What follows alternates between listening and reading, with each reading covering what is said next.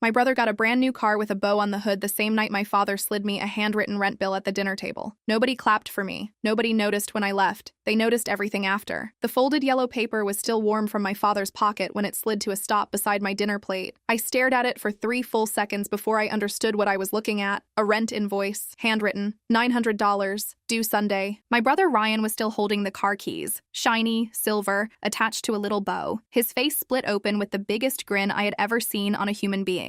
Our relatives were cheering. My mother had actual tears on her face. The catering staff in the corner were smiling because smiling is contagious, even when you don't know what you're smiling at. I was 24 years old. I had a 3.7 GPA, a job at a marketing firm I'd started 3 weeks earlier, and, apparently, a rent bill. In front of 15 people, next to my chicken marsala. I looked at the keys in Ryan's hand, then at the paper in mine. Ryan caught my eye across the table and gave me this little half shrug. Sorry, sis. Or maybe it was not my problem. With Ryan, those two things had always looked identical. I folded the paper in half, slipped it into the pocket of my cardigan, picked up my fork, and started eating. Because if I had learned one thing in 24 years in that house, it was this. You do not give them the reaction. You eat your chicken, you smile when they look at you. And at 2 a.m., when the house goes dark and quiet, you make your plan. Let me back up, because none of this makes sense without the context. And the context is the part that still makes my jaw tighten when I think about it too long. My name is Elizabeth Calloway. I grew up in a 4-bedroom colonial in Westbrook, Connecticut, the kind of house with a 2-car garage and a mudroom, and a mother who was very good at making things look fine from the outside. Ryan is 22, my brother, 2 years younger, 6 inches taller, and the recipient of every single good thing my parents ever had to offer: the tutoring, the summer programs, the second chances, the patience, the loud celebrations at the dinner table, not because he earned them more than I did, but because he was louder about needing them, and our parents had always confused volume with urgency. I was the quiet one, which, in our house, meant I was the invisible one. I graduated from UConn in May with a degree in communications and a minor in digital marketing. No party. My parents came to the ceremony, took 2 photos on the quad, and we went to Applebee's afterward because Ryan had soccer practice and we couldn't be gone long. I remember my mother saying the mozzarella sticks were good. That was the review of my college graduation. Good mozzarella sticks. I moved home afterward. Temporarily, I told myself, while I looked for a job in a market that was not exactly rolling out the red carpet for new communications grads. 6 months. That was the plan. 6 months, save money, get my feet under me. During those 6 months, I did the following, all without being asked. I deep cleaned the kitchen twice. I reorganized the garage. I made grocery runs every Thursday. I handled all the online bill payments my father couldn't figure out because he still printed his bank statements and filed them in an accordion folder from 1987. I reminded him to take his blood pressure medication every single morning because his doctor had told my mother in September that he'd missed too many doses and his numbers were climbing. I did 4 people's laundry. I made dinners when my mother worked late. I drove Ryan to 3 job interviews because his car, his previous car, had a check engine light he'd been ignoring for 6 months, and I ghost wrote every single one of Ryan's job application cover letters, all 11 of them, because Ryan wrote the way someone speaks when they've never quite finished a thought, circular, vague, enthusiastic in the wrong places. His first draft for a marketing coordinator role began with the sentence, "I am a people person who loves to connect with people in a people-forward way." I am not making that up. I fixed it. I fixed all of them, and one of them, the one for a mid-size logistics company in Hartford, landed him the job he was celebrating that very night. I want to be precise about that. The job Ryan was celebrating, the job that justified the car, the job that made my father stand up and give a speech about hard work and reward, that job existed because of a cover letter I wrote at 11:30 on a Tuesday night while Ryan played video games 40 feet away. But that was the deal in our house. Unspoken and total. Elizabeth handles it. Elizabeth doesn't need recognition. Elizabeth is fine. I was not fine. I just hadn't admitted it yet. Not even to myself. The night of Ryan's party, after the bill, after the keys, after the cheering, I helped clean up. Of course I did. I stacked the catering trays. I wiped down the table. I took the recycling out while Ryan took his new car for a drive with 3 of his friends, engine revving down our street at 10:45 p.m. My father sat in his armchair and watched television. My mother went to bed early with a headache. I washed the champagne flutes by hand because they weren't dishwasher safe. Then I went upstairs, sat on the edge of my bed, and unfolded the yellow paper. $900, due Sunday. I read it 4 times. Not because I didn't understand it, because I was trying to locate, somewhere in myself, the version of events where this was reasonable, where a father hands one child a car and another child a bill, on the same night, at the same table, and that is simply real-world rules. I could not find that version. What I found instead was clarity, the particular cold, very quiet kind of clarity that only arrives after you have spent a long time pretending something is fine when it is not. I set the paper on my nightstand, I turned off the light, and I started making a list in my head of everything I owned that I could fit into 2 suitcases. 2:17 a.m. House dark. I moved slowly and without lights. I knew every creak in those floors. 6 months of living quietly had made me an expert. Third step from the top, skip it. The hallway by the bathroom, hug the left wall, clothes first, then my laptop and the external hard drive with 5 years of my work on it, my documents, birth certificate, social security card, passport, the folder of tax returns I'd been keeping since I was 19, because nobody in my family had taught me how to do taxes, but I'd figured it out anyway. My good shoes, 3 pairs, because I had a real job now, and real jobs require real shoes. The framed photo of my grandmother, the one person in my family who had ever looked at me and seen me. By 4:03 a.m., my entire life fit in 2 rolling suitcases and a backpack. I wrote one note on a piece of paper torn from the grocery list pad on the fridge. Moving out. Don't come to my workplace. Don't call my friends. I'll be fine. I've always been fine. I set it directly on top of the rent bill. Let them find them together. I rolled my suitcases through the front hallway, past the deflating graduation balloons my mother had tied to the banister, past the catering trays I'd stacked but not taken out yet, because I'd run out of night, through the front door. I closed it so quietly the latch barely clicked. Ryan's new car sat in the driveway with the red bow still on the hood, a 2024 Honda Accord in pearl white, probably $28,000. I know because I'd looked up the trim level from the shape of the taillights. I walked right past it without touching it, called a cab from the end of the driveway, sat on my suitcase under a streetlight and watched my breath in the October air. Didn't look back once. My phone started ringing at 7:52 a.m. My mother first, then my father, then Ryan, then my mother again. 17 missed calls by noon. I listened to 2 of the voicemails to confirm what I already suspected. My mother wanted to know if I'd remembered to start the dishwasher before I left. My father's message was 4 words. Call me back. Now. Not one of them asked if I was okay. Not one. I was staying at my colleague Priya's apartment. Priya Mehta, 26, an account manager at my firm who had offered me her couch the moment I'd texted her at 4 a.m. with a message that simply said, I left. Can I come over? She hadn't asked a single question. She'd just said, address is in your work email. Doors unlocked. I slept 4 hours on her couch and then got up and went to work because I had a presentation at 10 a.m. And the Calloway family drama was not going to cost me my job. 4 days later, I signed a lease on a studio apartment in New Haven, 3rd floor, 1 window facing a brick wall, $875 a month. The landlord was a retired teacher named Mr. Okonkwo, who shook my hand and gave me a small succulent for the windowsill and said, it doesn't need much, just a little light every few days. I cried in the elevator on the way back down, not about my family, about the succulent. About the fact that someone had just handed me something living and said take care of it and meant it kindly. I put the succulent on the windowsill facing the brick wall, named her Sandra. We were going to be fine. 2 weeks after I left, Ryan found me. He showed up at the coffee shop 3 blocks from my office. He'd gotten the location from a mutual friend who didn't know better, and I made a mental note to have a conversation with that friend later. He was already seated when I walked in, which meant he'd been waiting. He had a manila folder on the table. I knew what was in it before I sat down. For 3 years, since Ryan had started his first internship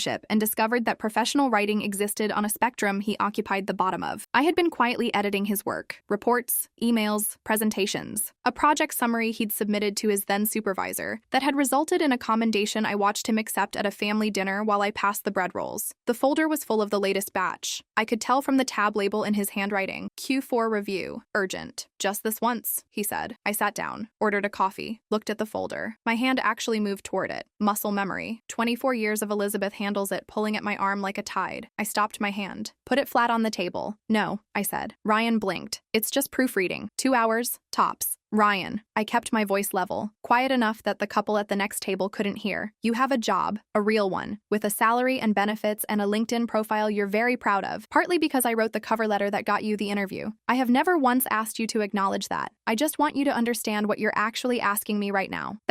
I'm not finished. I wrapped my hands around my coffee cup. You're asking me to keep doing for free the thing that your company is paying you to do, and I'm telling you that ends today. Not because I'm angry, because I love you too much to keep making it easy for you to not grow. He stared at me. Ryan had my father's eyes, dark brown, slightly narrowed when he was confused, which was often. Dad's charging me rent now, he said, since you left. I thought about the yellow paper, the warm pocket it had come from, the 15 people who had watched it land beside my plate. Good, I said. I paid for my coffee, his too, because I am not cruel, and I walked out. 8 days later, a knock at my apartment door at 7:15 on a Saturday morning. My father. He looked around my studio with the expression of a man who has been told to visit a disaster zone and found it worse than described. Air mattress. I hadn't bought a bed frame yet. Stack of library books on the floor because I hadn't bought a bookshelf yet. Sandra the succulent on the windowsill. A single overhead light. Pack a bag, he said without hello. Your mother isn't doing well. The house is a mess. We need you home. Hire a housekeeper, I said. I was in my robe, holding a mug of tea, and I was completely, absolutely calm. Something had happened to me in the 3 weeks since the party. The anger I'd expected, the hot, gasping, tearful kind, had never quite arrived. What had arrived instead was something cooler and more total, a kind of settled knowledge, like a joint clicking into place after years of being slightly wrong. You have an obligation to this family, my father said. I met every obligation I was ever given. I sat down on the edge of the air mattress, which wheezed slightly. I graduated. I didn't cause trouble. I cleaned your house and managed your finances and organized your medications and ran your errands and helped your son get a job. I did all of that without ever once being asked, because I could see it needed doing, and I was there. And the night you decided I had become an inconvenience rather than a convenience, you handed me a bill in front of the entire family. You didn't pull me aside. You didn't have a private conversation. You made a performance of it. You wanted everyone to see. His mouth opened. Why? I asked. That's the part I keep coming back to. Why the audience? He closed his mouth. His jaw worked. Walk away from this family, he said finally, voice going hard in the way it did when he'd run out of argument and moved straight to ultimatum. And there's no inheritance. No help? Nothing. I looked at him for a long moment. Dad, I said, I've been managing on my own since I was 10 years old. You can't threaten me with the removal of something you were never really providing. I stood up, walked to the door, held it open. He moved into the hallway slowly, the movement of a man who had expected a different result and was recalculating. Then he turned back. This isn't over. I know, I said, but this part is. I started to close the door. My phone rang. Unknown number. I almost let it go to voicemail. I'd been screening aggressively since the night I left, but something made me answer. Instinct, maybe. Or the particular frequency of a ringing phone when something is about to change. Is this Elizabeth Calloway? A woman's voice. Professional, careful, the kind of voice that has been trained to deliver difficult information without escalating it. Yes. My name is Christine Adler. I'm the Director of Internal Compliance at Meridian Logistics. A pause. Measured. We're conducting an audit of project documentation submitted over the past 18 months by one of our employees. During the audit, our IT forensics team identified file metadata, authorship data embedded in document properties, that lists your name as the original author of several submissions that were presented internally as entirely original work by the submitting employee. I looked at my father. He was still standing in the hallway. He had heard every word. I could see it in the stillness of his face, that specific paralysis of a person who has just watched the ground shift. I see, I said into the phone. We'd like to speak with you as soon as possible, Christine Adler said. Would Monday work? We can come to you, or we can schedule a video call, whatever is most comfortable. Monday works, I said. Video call is fine. Thank you, Ms. Calloway. I'll send the meeting link to this number via email. We appreciate your cooperation. She hung up. I lowered the phone. My father and I looked at each other across the threshold of my apartment, the door still in my hand. That was Ryan's company, I said, not unkindly, just a statement of fact. He said nothing. I closed the door. I should explain what the metadata was. When you create a document in Microsoft Word, the file records information you don't think about. The date of creation, the date of last modification, and, critically, the username of the account on which the document was originally created. If you email that document to someone and they save it and submit it as their own, the original author's name is still sitting in the file's properties. Invisible unless you know where to look. I had known about this for years. It had never occurred to me that it would matter. It occurred to me now. Over 3 years, I had written or substantially revised 11 documents that Ryan had submitted as his own work to Meridian Logistics. I had done this on my own laptop, under my own Microsoft account, Elizabeth Calloway 1, because it had never crossed my mind to cover my tracks. Why would it? I was helping my brother. It was private, except now it wasn't private. It was Exhibit A through K in an internal compliance investigation. Christine Adler's video call on Monday lasted 47 minutes. She was joined by a man named David Park, senior counsel at Meridian's legal team, and an IT forensics specialist named Kenji Watanabe, who had the calm, methodical affect of someone who has spent his career translating digital evidence into language that non-technical people can understand. Kenji walked me through the metadata on each document. My name, my creation dates, even the edit history showing the progression from Ryan's original drafts, which he'd occasionally sent me as starting points, to my finished versions. To be clear, David Park said, we are not alleging any wrongdoing on your part, Ms. Calloway. You did not work for Meridian. You had no obligation to our company or its policies. The potential liability here rests entirely with the submitting employee. I understand, I said. Can you confirm that you authored these documents? Christine asked. Yes, I said. All of them. And did Ryan Calloway ask you to create these documents for his professional use? I thought about the coffee shop, the manila folder, just this once. His voice when I'd said no. The bewilderment of a person who had never before encountered the word from me. Yes, I said. He asked. I provided. For approximately 3 years. Kenji nodded, typing notes. One final question, Christine said. Do you have any of the original communications, texts, emails, in which Ryan requested this assistance? I was quiet for a moment, then I said, let me check. Here is the thing about being the responsible one in a family for 24 years. You keep records. Not deliberately, not with any scheme in mind. You keep records the way a careful person keeps records. Because deleting things feels wasteful. Because organization is a habit. Because you have always been the person who needed to prove things to people who were never going to believe you otherwise. I had 3 years of text messages from Ryan, hundreds of them. Can you look at this before I send it? This report is due Friday, I'm panicking, can you clean it up? They want a summary of Q3, can you just write it, I'll owe you one. I had never collected them as evidence. They were just texts. But sitting in my studio apartment that Monday evening after the call, scrolling back through our message history, they read like a record of slow, systematic exploitation, so clear and so documented that I felt briefly like I was reading someone else's life. I forwarded a selected 43 messages to Christine Adler at 8:47 p.m. She responded within 10 minutes. Thank you, Ms. Calloway. This is very helpful. We'll be in touch. I want to be honest about something because I think honesty is the thing that keeps this from becoming a story where I'm entirely the hero. I let it happen. For 3 years, I let it happen. Ryan asked and I said yes, every single time. Not because I was afraid of him. Ryan was not a frightening person. He was just a careless one. I said yes because saying yes was easier than the conversation that would follow a no. Because I had been trained from childhood to make things smooth, to fill in the gaps, to be the person who handled it so that nobody else had to feel uncomfortable. My therapist, I found her 3 weeks after I left home, a woman named Dr. Teresa Nguyen, who had a practice in New Haven and a direct manner I immediately liked, called this functional invisibility. The person in the family who does so much that they become infrastructure. You stop being seen as a person and start being seen as a system. And systems don't need celebration. Systems don't need car keys. Systems get invoices. The rent bill wasn't an attack, Dr. Nguyen said in our second session. It was your father being completely honest with you, possibly for the first time. He told you exactly what you were in that house. Unpaid staff, I said. He told you what you were, she repeated, not what you are. I thought about that for a long time. 3 weeks after my call with Christine Adler, Ryan was placed on indefinite administrative leave pending the outcome of the compliance investigation. He called me 14 times in one day. I answered once. Did you report me? He asked. His voice was different, smaller. No, I said. Your company audited your work and found your files. I answered their questions honestly when they called. Why didn't you warn me? I thought about that for a moment. Ryan, I didn't know they were auditing. And even if I had, I paused. What would you have wanted me to do? Lie for you again? Silence. I'm not trying to hurt you, I said. I really am not, but I cannot keep protecting you from the consequences of things you chose to do. I might lose my job. I know. Dad's going to lose his mind. Probably. Another silence. Longer this time. I didn't think it was that big a deal, Ryan said. You made it seem easy. I made it seem easy because I spent a lot of time making sure it seemed that way, I said. That doesn't mean it was. He was quiet for so long I thought the call had dropped. Then, I'm sorry, Liz. It was the first time he'd ever said that. In 22 years of being his sister. First time. I know, I said. I meant it. The formal findings from Meridian Logistics' investigation came 6 weeks later. Ryan was terminated for violation of the company's intellectual honesty and misrepresentation policies, Section 4.2 and 4.7 of the Employee Code of Conduct. David Park, senior counsel, confirmed to me in a follow-up call that they would not be pursuing civil action. The documents hadn't resulted in financial harm to the company, just reputational harm to the credibility of a single employee, but that the termination would stand. Ryan had been at that job for 4 months. He moved back into my parents' house. My father did not charge him rent. I know this because my mother told me when she called, 3 months after everything, asking if we could meet for lunch. It was the first call she'd made that wasn't about the laundry or the dishwasher or something she needed. We met at a cafe in West Hartford. She looked tired in the way that people look tired when they have been doing things they don't know how to do. The laundry, probably. The errands. The blood pressure pills. I didn't know it was that bad, she said. I know, I said. I should have seen it. Yes, I said. But I also didn't let you see it. I kept making it look fine. She looked at her hands. Where did you learn to do that? I looked at her. She understood. Here is where we are now, 6 months after the night of the keys and the bill. I have a 1-bedroom apartment. I bought a bed frame last month, a solid wood platform frame from a local furniture maker. $340. The most intentional purchase I have ever made. Sandra the succulent has been joined by 2 friends, a pothos named Gerald and a snake plant named Diane. They are thriving. I got a promotion at work, not because of the Ryan situation, which my employer doesn't know about, but because I turned out to be genuinely good at the job I'd quietly been doing myself for years. My manager, a woman named Felicity Okafor, who has 12 years in the industry and does not waste words, pulled me into her office in January and said, "You're fast, you're accurate, and you make the work around you better. What do you need to keep doing that?" I told her. She gave me most of it. Ryan is job hunting again. His new cover letters are his own. I know because he sent me one. Not to fix, just to read. It was rough in places, but it was genuine. I told him that. He thanked me. We're figuring out how to be siblings without me being his support staff. It's slow. It's real. My father called me last month, not to demand anything, just to call. We talked for 11 minutes, which is 9 minutes longer than we've ever talked on the phone without an agenda. He asked about my apartment. I told him about Sandra. He told me his blood pressure numbers were better because Ryan had taken over reminding him about his medication. Good, I said. A pause. You were right, he said. Quiet, flat, like it cost him something. About the dinner. I shouldn't have done it that way. I thought about all the things I could say, the full accounting, the weight of 24 years of being the one who handled it while never once being handed anything. No, I said. You shouldn't have. I let that sit, then. But I'm okay, Dad. I want you to know that. I'm genuinely okay. And the thing is, the thing that still surprises me sometimes, catching me off guard in the middle of an ordinary Tuesday, I actually am. There is a particular kind of freedom that comes from being underestimated for so long that when you finally leave, no one sees it coming. My father thought he was handing me a bill. He was actually handing me the last thing I needed, a reason. I had been good at surviving quietly for 24 years. I didn't know, until the moment I walked out of that house in the dark with my 2 suitcases and the night air cold on my face, that I was capable of building something. Turns out I was. Turns out I had been building it the whole time. In every cover letter, every fixed report, every errand run without recognition, every blood pressure pill set out on the kitchen counter, I had been learning the texture of work, the mechanics of care, the discipline of showing up. I'd just been spending all of it on the wrong people. Now I spend it on myself, and Sandra, and occasionally Ryan when he asks, and when the asking is honest, and when there's nothing in it for me except the genuine love of a sister for her brother, which turns out to be something different, and something better than what we had before. My father gave my brother a car. He gave me something that fit in my pocket, and I drove further with it than Ryan ever will.